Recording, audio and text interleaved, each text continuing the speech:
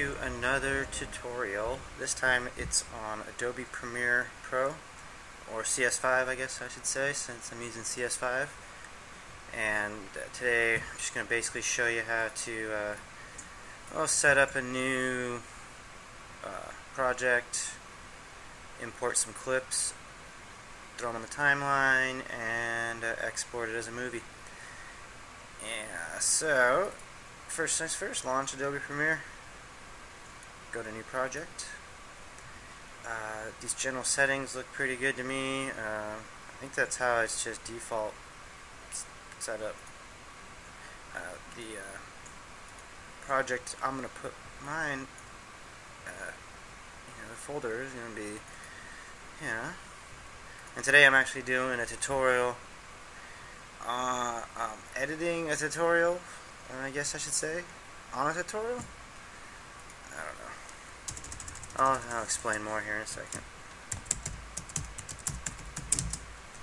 Alright, so after you get that all set up, this window pops up and basically looks like this pretty much. Depending on what camera you're shooting with, pretty much determines which one of these settings you're going to use.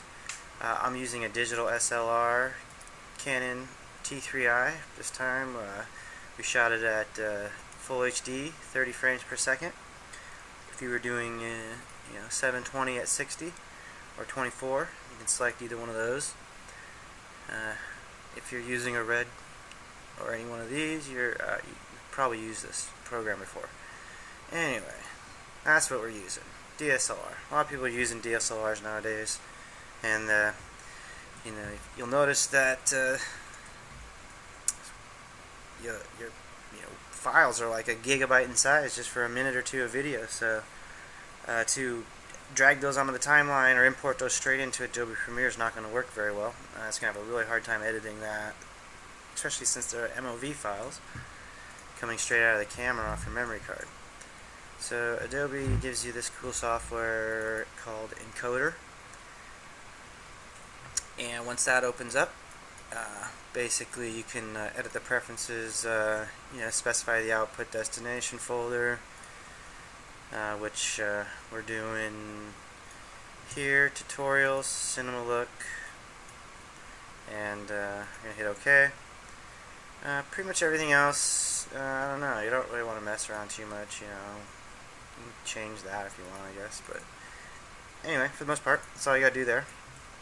I'm basically just going to drag the two files that I want to convert and edit, and like I said before, this is actually the tutorial I just did called Cinema Look. So I'm going to edit that down and export it for YouTube, and you're going to watch me do it. So Adobe Premiere really likes H.264 here. This is kind of a cool program though, because you can export to pretty much any one of these. And for presets here, you'll notice, man, it's got quite a bit as well. And it actually has like a YouTube preset and a Vimeo preset, which is cool. iPad, iPhone, that's pretty hot nowadays. But we want to match the setting that we created for that Premiere file, HDTV 1080p 29.9 high quality, and that's set for both of those. And you just come up here and hit that play button, and it will convert those files for you. Might take a minute, but with a fast computer, or if they're small files, it should go pretty quick.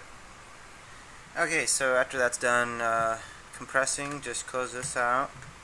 Go back to Premiere, over here in the media bin, right click, choose the import, find those two files that you just compressed, and hit open, and then you can drag them down here onto the timeline and put them where you need them. Number 1 goes there, part 2 goes right behind it.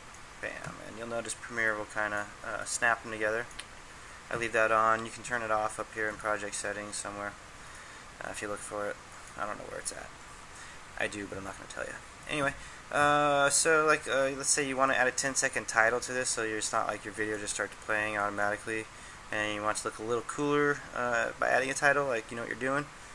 Pretty simple. You can move this little slider here and kind of zoom in on the video so you can see the audio a little bit better. Kind of helps if you're editing the music. You can see where like the bass drum, the kick drum, and the snare actually are on this audio wave. Really helpful when you're doing pretty cool edits to music. Anyway, we want to put a 10-second title in, so we're just going to like kind of find 10 seconds. It's somewhere over here on the timeline. 2, 4, 5, 6, 7, 10. There it is.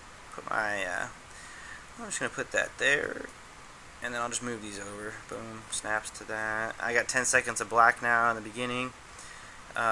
You can do your titles in After Effects, or you can actually do them here in Premiere. You can come up here to the media bin, right click, choose new item, title, make it the same size as the composition that you're working on here. It'll bring this thing up. Notice how it showed what I was working on back there. Like if you put it in the black zone here, it makes it black. So kind of wherever the I don't know, what do we call this guy? Wherever this thing is, it'll kind of show you the title on top of that, which is kind of cool. If you want to do like an interview and you're putting somebody's name up there. But just for an intro title, it's pretty simple. Put it in the black zone there. Hit your text tool. Find the font you want. We'll just do something kind of like this, generic. Intro title, right? Cool. That's an awesome font. Anyway, go back here to your selection tool.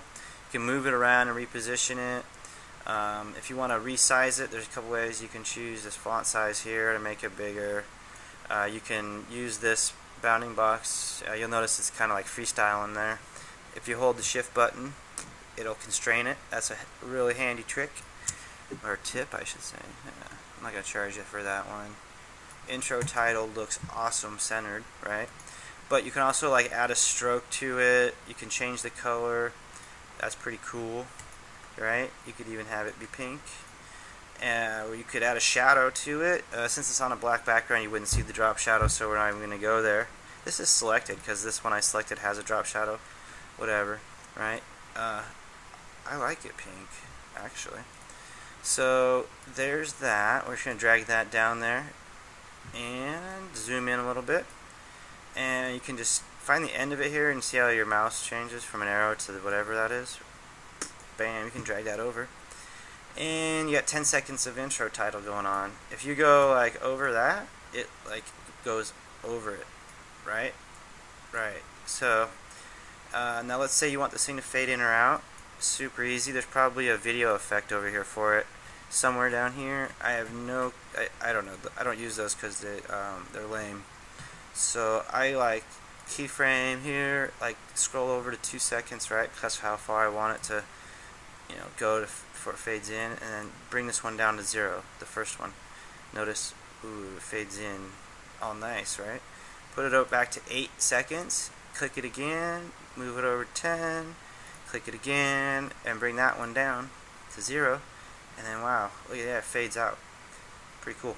You want to, you can actually add that opacity, fade in, fade out, effect to the video and the audio as well, using the same technique there with that keyframe tool. Just click on the dots there after a couple seconds, put it back to 0, click on them again, bring them down, and now that audio and video will fade in. And it won't be just a harsh transition from on to off. You can do the same thing at the end of the video. You could actually overlap these audio and video as well here, and have them fade in and fade out over each other.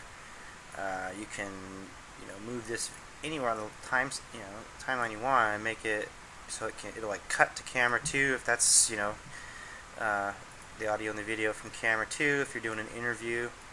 We're not doing that this time. You can have them kind of fade in and out, or fade cross dissolve, I guess you could see. You could do that with this keyframe effect. Just put your slider where you need it, and put it back to the beginning of each one. Add another keyframe, bring them down to 0, and now this video will like dissolve into that video. So will the audio, and should look pretty good, sound pretty good. Shouldn't have this abrupt transition. You could also use a stock effect from this video transitions effects folder somewhere, located over here. Is effects. Somewhere up here too is probably the effects thing. But yeah, video transitions. I think it would be like into this dissolve here. So film dissolve. That I don't know. Some of those might be pretty cool. I don't mess with them. I do all my own transitions and stuff in After Effects if I was going to do something crazy. But there you go. That's pretty much the basics of Premiere. And I guess you could fade that out as well just by adding a couple keyframes, moving it to the end of the video, adding a couple more, dropping them down to 0, and now that video fades out. Add another title at the end, and pretty soon, you're going to be working for Hollywood. And there you go. There's Premiere in a nutshell, basically. Oh yeah, if you want to render this thing too, and potentially like export this for After Effects, like we were gonna do, redo this title probably in After Effects, or just add some whatever we're doing to this. Easy, go File, Export Media, brings up your little render engine, export settings box here. So we're basically going straight back to After Effects. So we want to keep these settings the exact same as they are, as the video is, so we don't lose any quality. After Effects really likes these H.264s anyways. They're just simple, simple compression setting for it. Anyway, if you're going to YouTube though, let's say you could just select this YouTube widescreen HD. You'll notice it kind of has an estimated file size here. It compressed it down to 622 megabytes. If you look at the original full HD, it's 2.5 gigs pretty much. So that's pretty good compression. 500 megs still take a minute to upload to YouTube, but it's a 10.5 minute video here basically, so that's not too bad. And it will look good still. If you use some of these other compressors, if you compress it down to like iPad size, iPhone size, it'll still look good at this resolution, but the second you maybe enlarge it or go full screen on a computer monitor, it will look like crap. So if you're going to play back high quality on a computer screen, especially streaming over the internet, choose one of these, Vimeo or YouTube. Mess around with it, see whichever one works best for you. We're going back to After Effects, so there you go, hit export, bam, it'll make that movie for you in no time. If you have a lot of titles and a lot of transitions, a lot of crazy stuff going on, it'll pretty much take forever to render on a slow machine.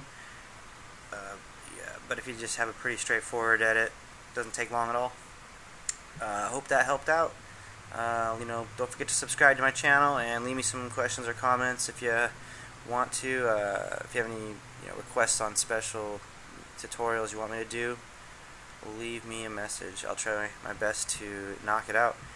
And don't forget to check out that After Effects tutorial on title animation too. It will really help out giving this a little bit more of a professional look, and just being able to say that you used Premiere and After Effects to do your video and your titles sound a little cooler. So that's what it's all about, looking cool, sounding cool, having cool videos. So I hope this helps out. Alright man, have a good day.